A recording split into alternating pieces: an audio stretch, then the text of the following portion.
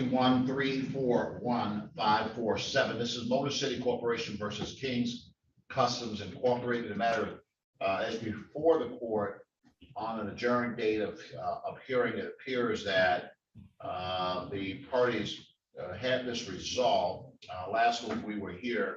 My understanding was that Mr. Applebaum was present and indicated that he was having some client contact issues. Let me get your appearance for Motor City on this Zoom, please. May it please this honorable court, Lance Mason, P43926, appearing on behalf of the moving party, Motor City Corp. Your Honor, good morning. Good morning to you, Mr. Mason, and for the King's Customs Counsel, your appearance at this time, sir. Good morning, Your Honor. Alan Applebaum appearing on behalf of the defendant. All right, thank you, Mr. Applebaum. Just your appearance, your P number, if you will. Oh, I'm sorry, P36444. All right, thank you, counsel, and good morning to you as well. Thank you for your patience to both of you this morning. Tell me what's going on here. I know that there was a hitch in this somewhere along the way. Go ahead. Right, Your Honor. With respect to the previous notice, we were here about a month ago. Just plain and simple, this court entered a judgment of possession after the land contract forfeiture that was entered back on June 9th, 2022. Because he made payments before, I just felt it necessary just from a procedure standpoint to request a hearing, because I'm requesting that my application for my eviction be accepted, that an order be entered allowing the eviction of this particular tenant, the vendee, the land contract vendee. The time period is up for post-judgment motions, appeals, and all of that stuff, Judge. It's a unique situation in that there's other individuals in that building as part of a residence. So I just want the vendee out of there that we can go in and get some idea as to other residents in there, and maybe whatever procedure is necessary for them as a separate proceeding. But our goal today is asking simply for the court to sign an eviction of this particular vendee, Your Honor. Right, thank you, counsel. Mr. Applebaum, sir. A couple of things, Your Honor. Number one, Mr. Kirkpatrick is present in the courtroom. I believe I see him on the Zoom. I don't have his video, but he's here and I believe he can hear me. Mr. Kirkpatrick, are you there?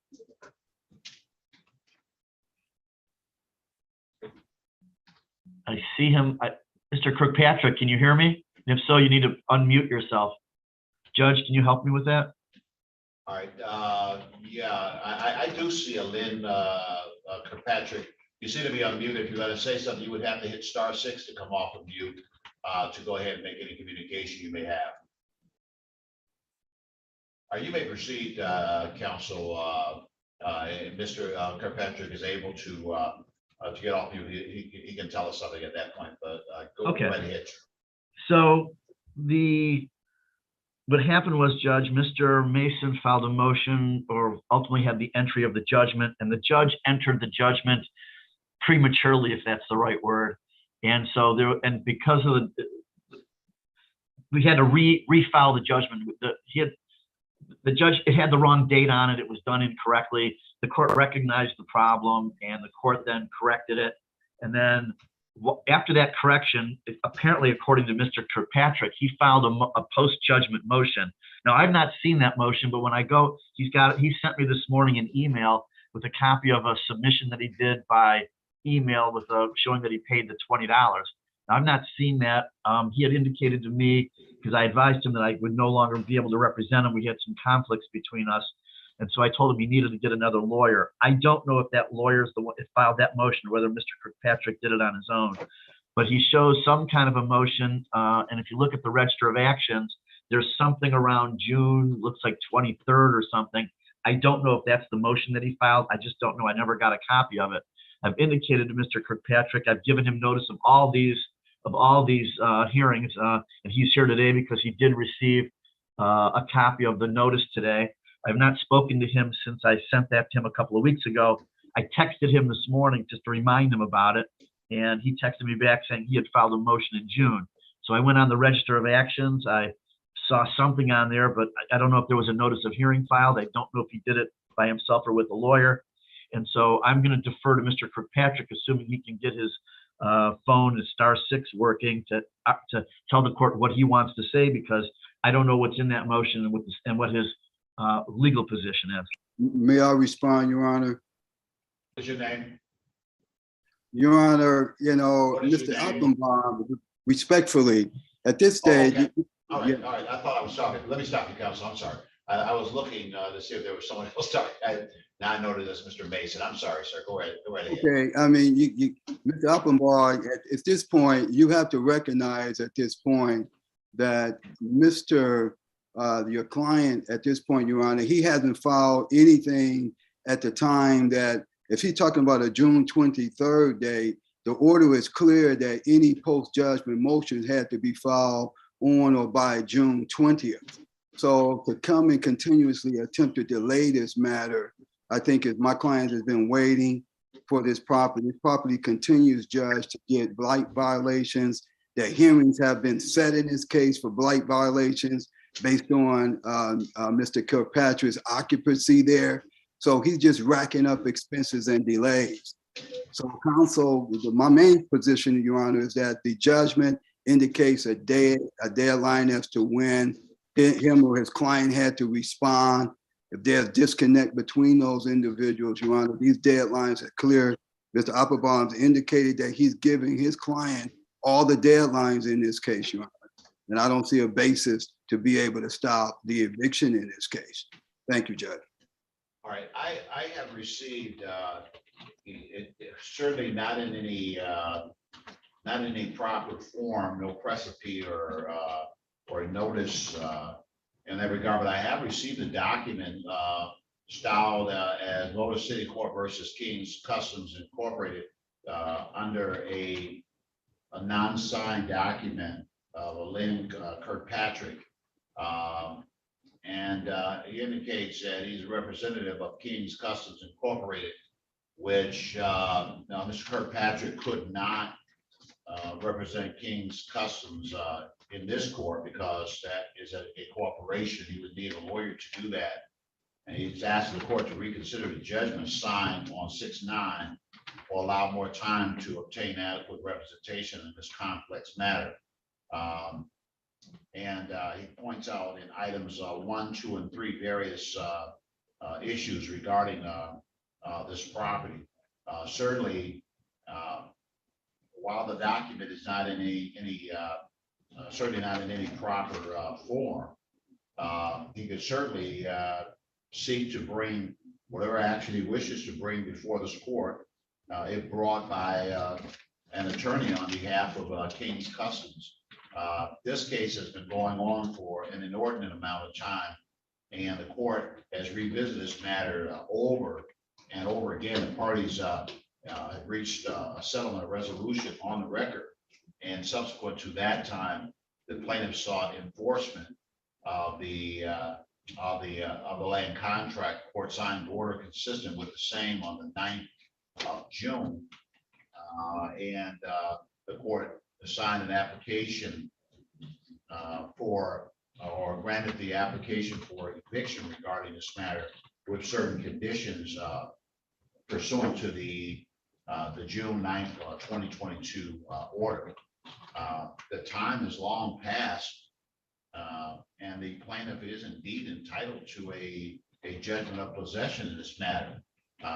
To the extent that a proper motion is filed in that regard, the court would have to consider the same. Also, the plaintiff, strike that defendant, would have the right to take any appeal that they may choose to take in relationship to this matter.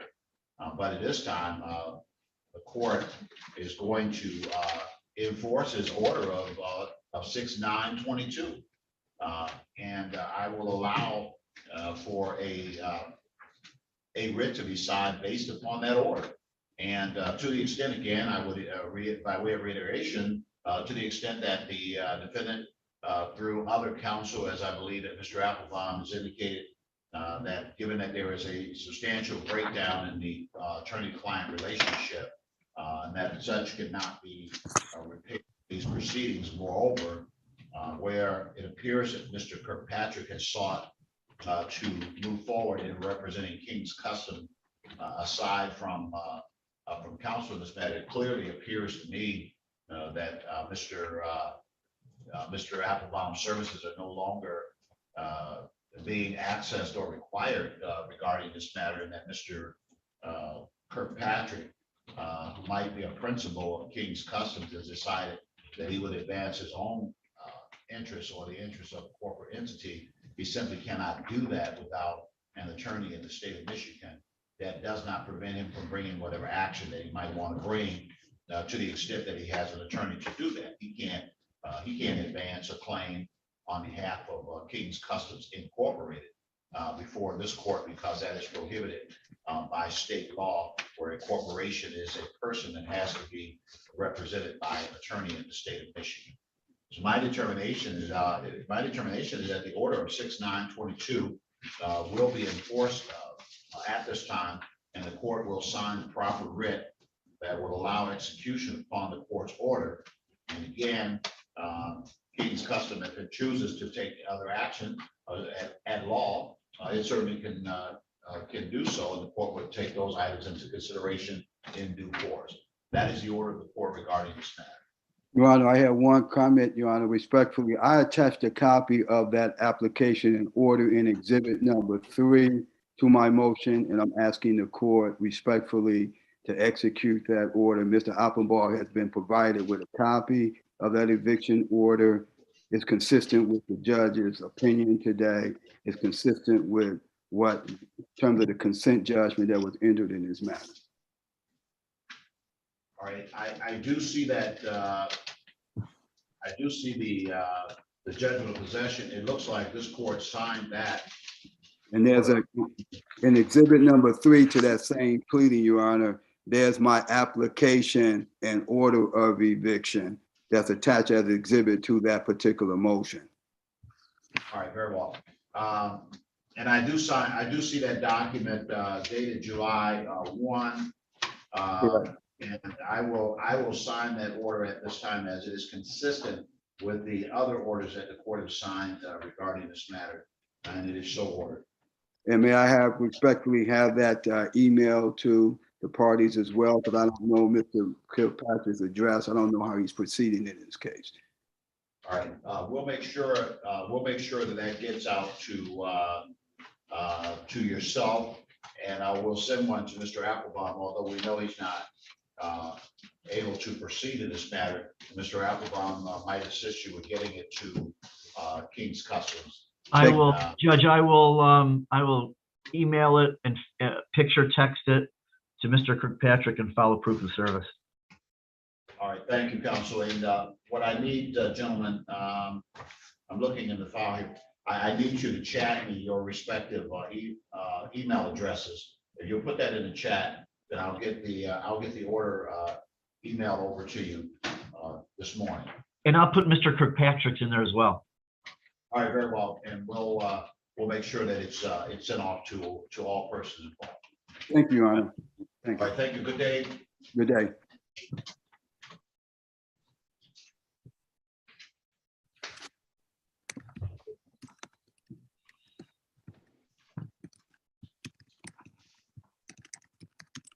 This is case number 22-180066. This is Calvary SPB 1 LLC versus Edmund Cowan. The matter is before the court, set on for an adjourned date for pretrial in this matter. Parties were discussing a possible resolution in this matter, so it's set for review on today's date. With my apologies, I know you've been waiting a bit. Your appearance for Calvary, please. Good morning, Your Honor. Cezanne Barta, P65425 on behalf of the plaintiff. All right, thank you, Mr. Barta. Good morning to you, sir. I'm looking for Edmund Collins or counsel representing Collins. If you're on this Zoom, please say something at this time. Oh, yes, I'm here. Edmund Collins. See. All right, thank you, Mr. Collins, and good morning to you as well, sir. Mr. Barta, update me on what the status of things are in this regard, sir. Your Honor, we spoke again this morning. We've actually resolved the matter. Mr. Cowan's going to sign a consent judgment for the full remaining balance at $50 a month starting September 25th, 2022, and $50 a month thereafter until it's paid. Normally in this situation, Your Honor, I would say we'd like to get that document to Mr. Cowan for signature. He would mail it back to us for signature. We'd forward it to the court. We've had a lot of problems getting this done on many different cases. So I would be requesting, because I've stated the terms on the record, if we can submit that document under 7-day order, which Mr. Cowan, that means we would send the document directly to the judge for signature. We would mail you a copy so that if you had any objections to it, you could then file an objection with the court.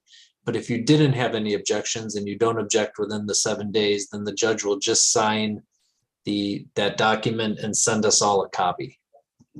Well, basically. Okay, that's fine. Well, what I'd like to see happen here is that, to the extent that the parties have reached the agreement that a judgment would enter for a specific amount, and that Mr. Cowan will be paying that commencing later this month at $50 a month with a $50 per month payment continuing. If that is in fact the agreement that the parties have, then Mr. Cowan, I would want you on this record, if you could, to allow your initials to be attached to this and sent to the court. And then I'll make sure that it's emailed back right away and you'll get a copy of it. Everybody be good to go. I would add further, Mr. Cowan, if for any reason there is anything on that document that in any way is different from what has been said here in court, then all you need to do is come in on any of the Zooms and say, Judge, this says something different than what was on the record there. And I will set up a hearing and make sure that we get that correct. So there, no tricks in this in any kind of way. That makes sense to you, Mr. Cowan? Yes. Yeah, I mean, basically what Yes. happens here is that the two of you have agreed that the judgment enters for the full amount, that later this month, a $50 payment would be due, and then each month thereafter, the $50 payment is made, and that's how the resolution of this matter will go forward. And that's your agreement. Is that correct, sir? And Your Honor, just for the record, Also, yeah, sorry, Go ahead. just for the record, the total amount due is $2,129.05. $2,129.05. The Yes. total amount. Of Total the amount. judgment. Paid at $50 a month starting September 25th. 125. Is that correct, Mr. Cowan? yes, and also I have a question. Yes, sir. Upon the agreement, once the full payment is done, I want off my credit report. Can I have that also in the judgment? They will erase it from my credit report, or is that possible? That's being paid for, collections off my credit report, so it won't be no issues for me get any type of credit in the future. It won't hold against They it. don't control credit reporting, but Mr. Barter, would there be an agreement here upon satisfaction that the case be dismissed? No, I think once it's paid off in full, we would file a satisfaction of judgment with the court, which would be signed by Your Honor and then mailed to the defendant, and the defendant can use that in any way he wishes with the credit reporting agencies, but it would be marked off as an account that has been satisfied. Right. So once you paid it off, certainly you would be entitled to a satisfaction of judgment document, and that document you would use to notify any and all creditors that the debt has been paid, and you would be entitled to that. That's by way of law. They would be required to give that to you, and once it's paid, of course, in due course, that's what's done. But if for some reason you don't get to the satisfaction, then again, you want to come into the court, come into a Zoom if we're still doing it that way, or otherwise submit a document on the second floor requesting that you receive the satisfaction document, and the court will make sure that that's enforced. I mean, that's you're entitled to that once this is paid off. Okay. That makes sense to you, sir? Yes. So I'm going to have Mr. Barter to go ahead and put your name on the document by consent based on the record in court. And again, the judgment that you'll receive is going to say exactly what we talked about here today. Mr. Barter's going to email that to me today. I'm going to sign it and we're going to get it right out, and then you'll get a copy of it, and you'll know what to do going forward in this regard. If you have any problems anywhere along the way, the judgment document speaks for itself. The agreement speaks for itself. So all you want to do is reference the agreement. Like I said, once you pay that off, you're entitled to a satisfaction judgment, and that is used for credit reporting and everything to say that this debt is resolved, that it is no longer something that is a negative in any way. Okay. All right, sir. All right.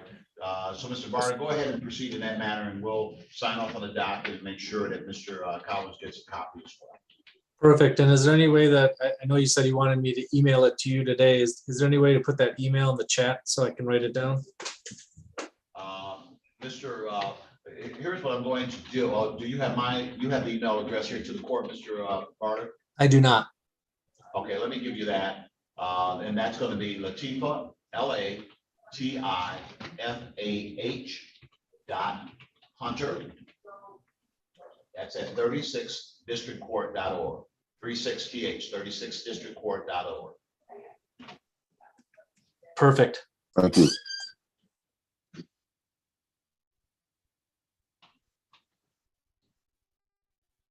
Just one moment.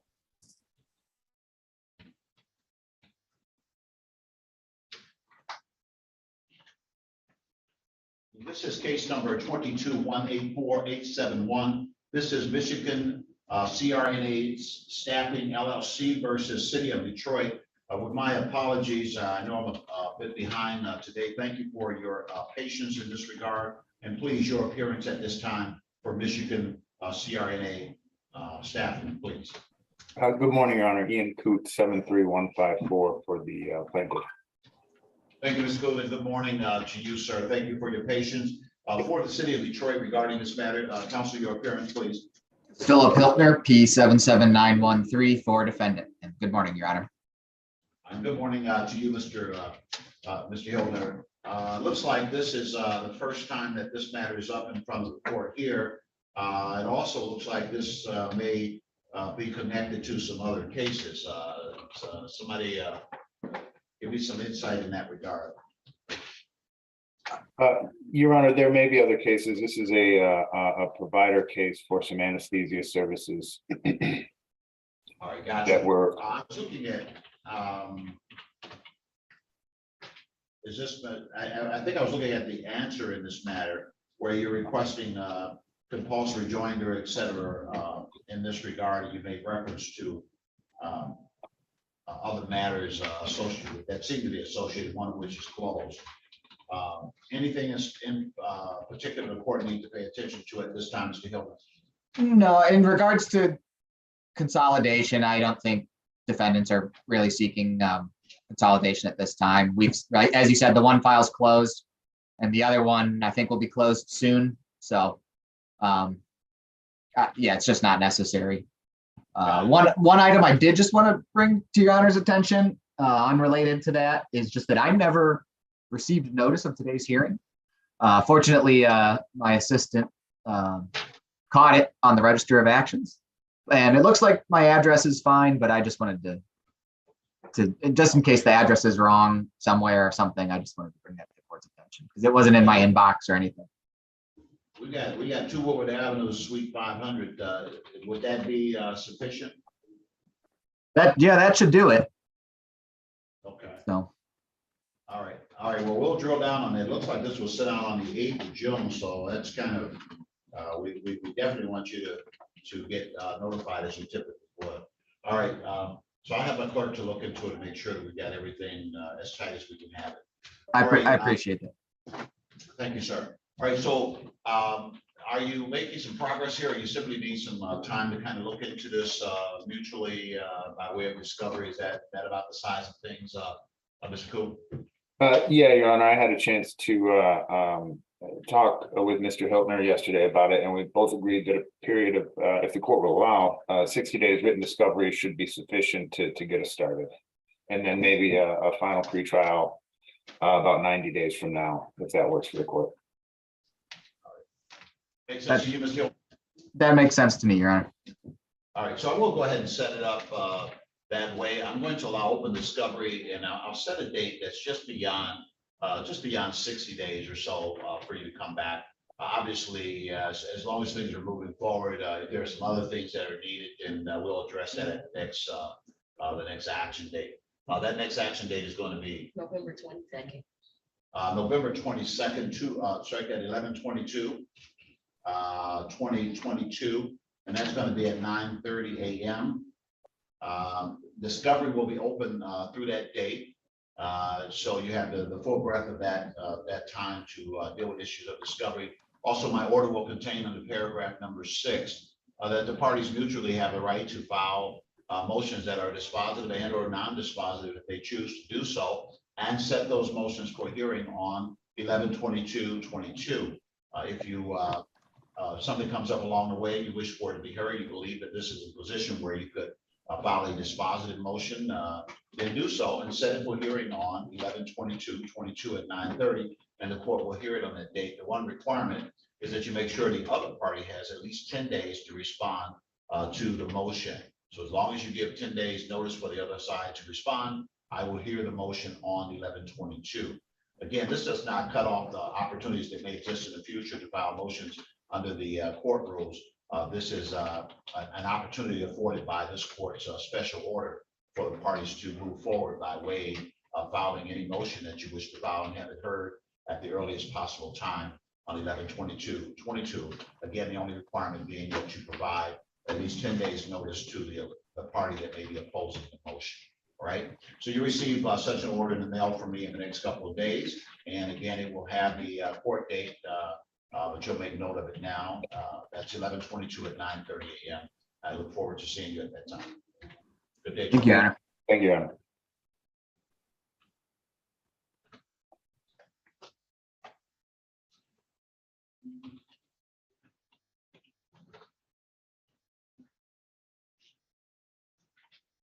The court now calls case number 22-177. 882. This is American Lending and Financial LLC versus Siobhan Thomas. The matter is before the court set on for a status conference. This is the first hearing regarding this matter. I do see that there has been the following of an answer to the complaint in this matter. The court notes further that, just one moment here, the complaint in this matter is calling for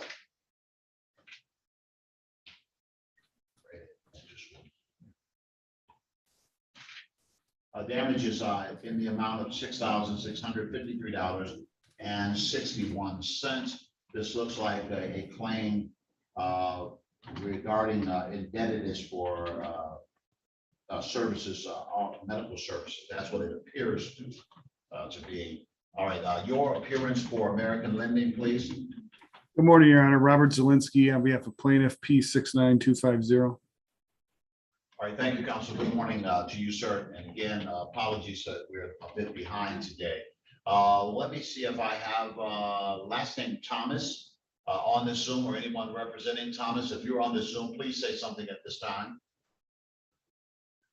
All right, I do see that there has been an answer file regarding Thomas person living on Salem Street in the city of Detroit. If you're on the Zoom anywhere, say something at this time.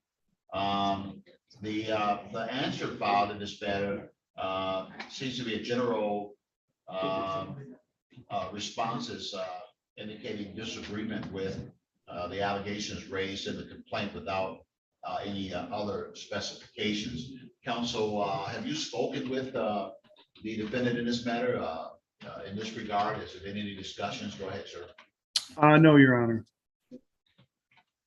All right, your pleasure at this time, sir. It looks like the defendant has not appeared. I do see where a notice was sent to the address. Well, I see in the file the address is on Gilchrist Street in Detroit. It looks like the answer that was filed recently, June 22nd. That answer has a Salem address.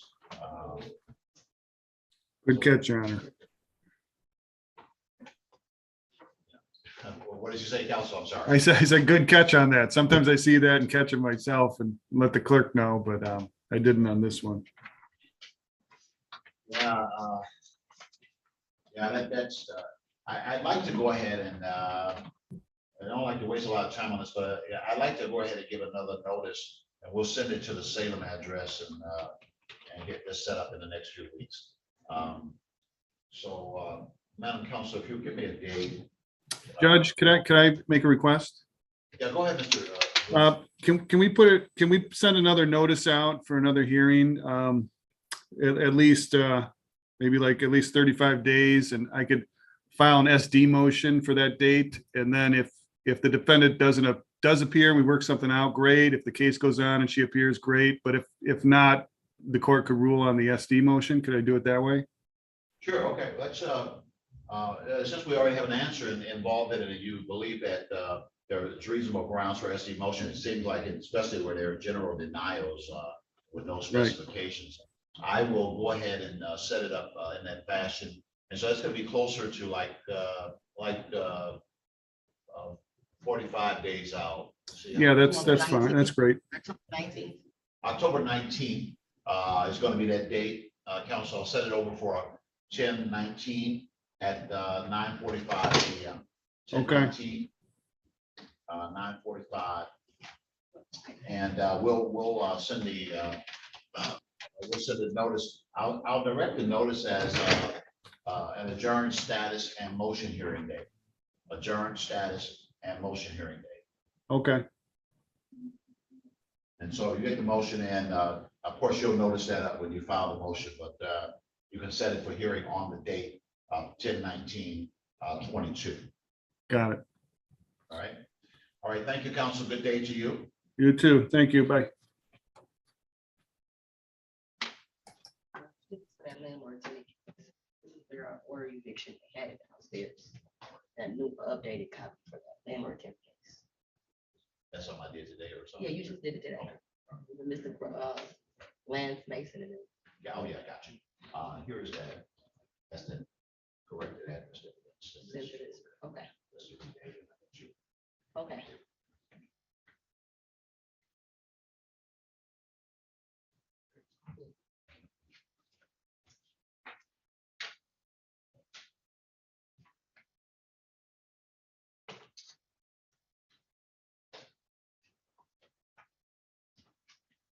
The court now calls case number 22-180-325. This is Midland Credit Management Incorporated versus Alistar Mitchell. The matter is before the court, set on for a pretrial conference regarding this matter. Counsel, your appearance for the plaintiff, please. Good morning, Your Honor. J. Latif Beg, BAIG, P36820, appearing on behalf of plaintiff and the attorney of record. Thank you, counsel, and good morning to you, sir. Again, my apologies that we're behind this morning, sir. No problem. Thank you, counsel. Do I have Mitchell on the Zoom or anyone representing Mitchell? Mitchell, a person living on Fall Street in the city of Detroit. If you're on the Zoom, please say something at this time. All right, counsel, have you had any contact with Mitchell regarding this matter, the defendant? I have not personally. I know that a motion for summary disposition was sent. I have in my limited file, I'm covering for plaintiff's counsel. I have a notice for SD motion scheduled for today. This notice for today. And I do see that the court did establish a scheduling order on the previous date in this matter. And I ordered as item number 2 on my order of June 22nd, that within the next 30 days, the plaintiff shall provide to the defendant any and all documents regarding the debt that is the subject of this complaint. And then I set up the opportunity for the filing of any motions. So the defendant was here the last time and did make some requests. And I don't have a motion for summary disposition that is populated to the file. And I'm just looking one moment here.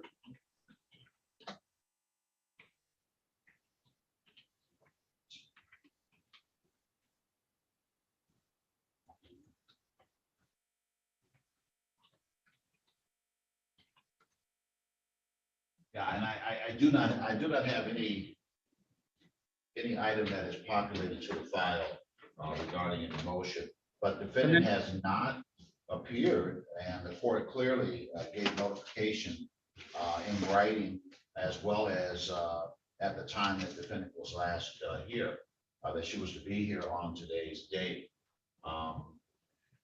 So I believe that I believe that at this point, you've been moving for entry of judgment by default where defendant has not appeared for this hearing.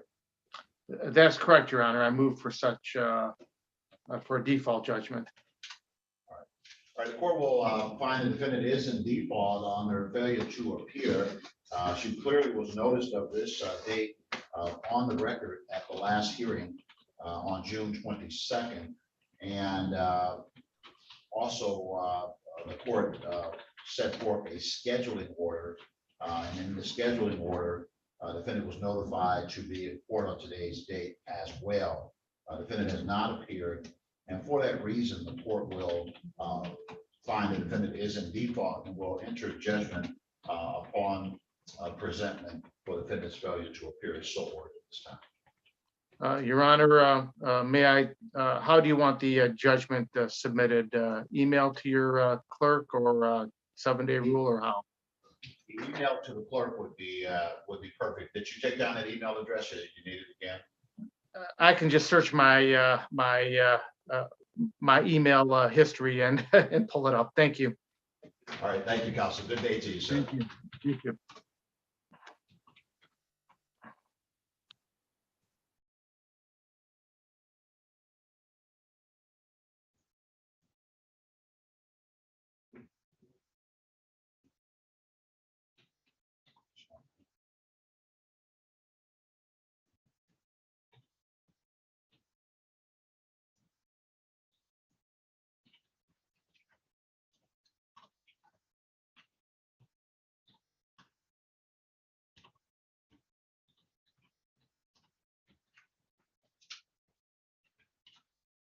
All right, and good morning, Madam Court Reporter. Thank you for being here with me this morning.